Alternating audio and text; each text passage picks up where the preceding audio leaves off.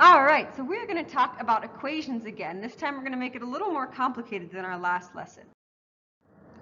So first, the skills we're working on are very similar. We're going to work on explaining each step in solving a simple equation by utilizing properties of equality and constructing viable arguments to justify solutions. We are going to solve linear equations and inequalities in one variable. And to do that, we're going to work on the two math practices of making sense of problems and persevering in solving them. And we're going to look for and make use of structure. So there's no new vocabulary for this section here. We're really continuing on with yesterday's, but I wanted to refresh our memory on two different terms. The first one is absolute zero. So the absolute value. The absolute value is the distance a number is from zero. The absolute value of a number is always positive. And we're going to be continuing with our multi-step equations, so equations that have more than one operation. So no new vocab to write in your notes, but we're going to practice. There's some challenging practice problems with this section. As a reminder from our lesson before, to solve multi-step equations, our first step is to simplify each side of the equation by distributing and combining like terms when necessary. Then, if variables are on both sides of the equation, balance the equation by moving one variable term to the opposite side of the equal sign using inverse operations. And then we'll isolate using the properties of equality. We're going to use those ideas of the properties of equality and inverse operations. We talked about our hopscotch pad here for our order of operations. When we're evaluating expressions, we start at the top of the hopscotch pad. When we are solving equations, we start at the bottom. So now let's practice. The first one I want you to write down is 12 minus 4 over 5 times the quantity k plus 15 equals 4. Now the first thing I'm going to do when I look at this is I'm going to take that minus 4/5 and I'm just going to change it into a plus a negative 4/5 just to remind myself that that negative is attached to my fraction value. When I do that, I need to distribute across. So I'm going to distribute 4/5 to the k and I'm going to distribute 4/5 to the 15. And I get 12 plus a negative 4/5 times k plus a negative 4/5 times 15 equals 4. Well, my next step is to simplify this term here. And I get 12 equals 4/5 k plus a negative 12 equals 4. Well, when I'm going through now, I'm combining my like terms. 12 and negative 12 give me 0. So I'm left with negative 4/5 k equals 4. Now at this step here, there's a couple different ways I can simplify it. I can multiply by the inverse, by the reciprocal here, but what I like to do is I like to think of this as really two steps. So the first step that I'm going to undo is that division. So I can multiply both sides by 5, and I get negative 4k equals 20. And then I divide both sides by negative 4, and I get k equals negative 5. The other way to do it, when we're multiplying by 5 and then dividing by negative 4, we're really doing the reciprocal here, but I think it's easier to walk through it as two separate steps. Either way, I wind up with a value of k is equal to negative 5. So now let's take a look at this next one here. I have 2/5 h minus 7 equals 12/5 h minus 2h plus 3. First thing I see here, there's nothing I can do to simplify this side of my equation, so I'm going to deal with this half here.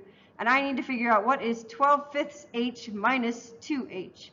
Well, to do that, I know when I'm adding and subtracting fractions that I need to have the same denominator. So I'm going to turn this equation into 2/5 h minus 7 equals 12/5 h minus 10/5 h plus 3. 10/5 simplifies to 2. Well, when I do that, I can see that this turns into 2/5 h minus 7 equals 2/5 h plus 3.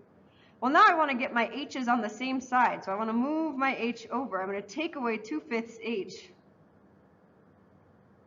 And you could turn this into a decimal value, but right now I think it's easier for us to deal with it as a fraction.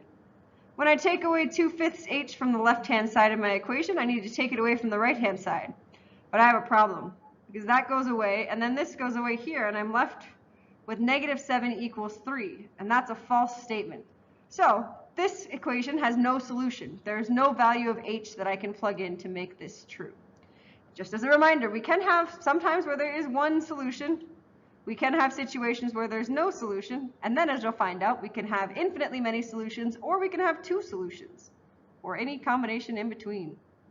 So, more practice. practice problems. Now we're going to think about using those absolute value bars. So when we're using absolute value bars, we're really dealing with two separate cases here. On this first one, my interior portion can either equal +7 or my interior portion here can equal -7. So let's deal with the first case. So with case 1, I have the interior part of my absolute value is going to equal 7. So then I'm going to walk through my steps. I've got to get rid of that -1, so I add 1 to both sides, and then to isolate my variable, I divide both sides by 2, and I get a value of x equals 4. But I could also have the other situation where that interior part of my absolute value could equal -7. I could have 2x minus 1 equals -7. And now I'm going to walk through my steps again. I take away 1 from both sides, and I get I add 1 to both sides. To undo subtraction, I add 1 to both sides, and I get 2x equals -6, which gives me a value of x equals -3. Well, the second part of this problem asks me to graph my solution set.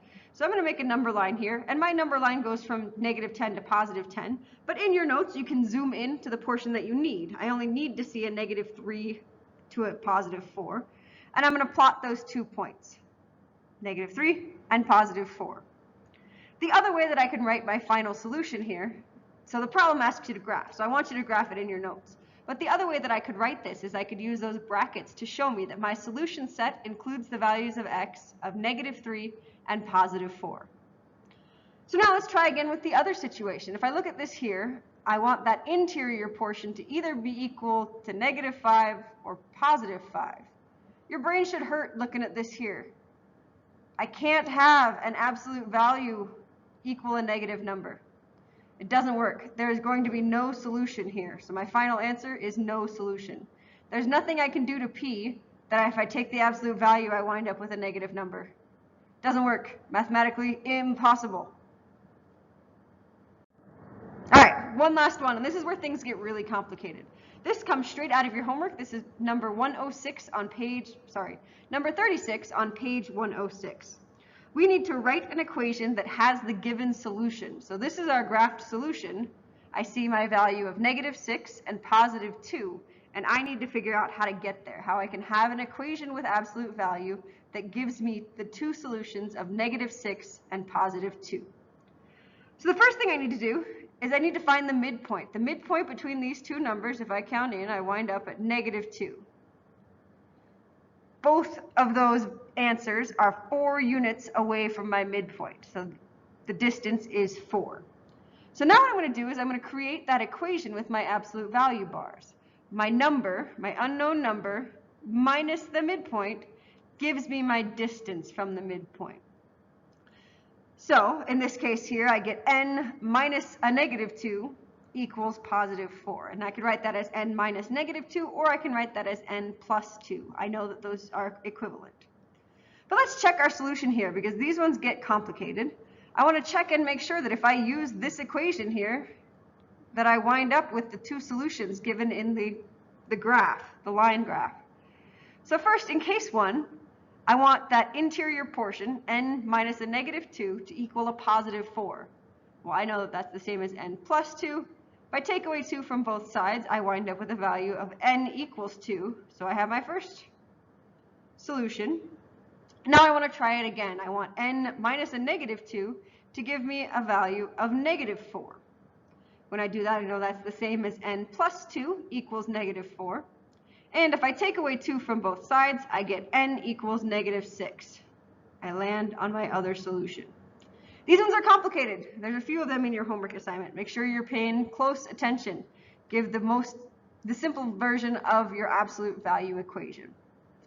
Now, like with some of our other problems, there are other possibilities that I could do, other ways that I could get to this solution answer, but I want to write it as the simplest version for my homework assignment. So this would be what I would write as my solution for number 36.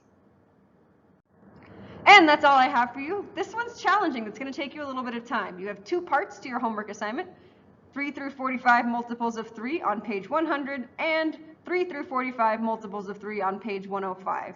You also have number 63 thrown on there because I thought it was a great one. Make sure you're working hard. Get caught up with any missing work. We are almost done with our first unit that covers all of chapter 1 and chapter 2.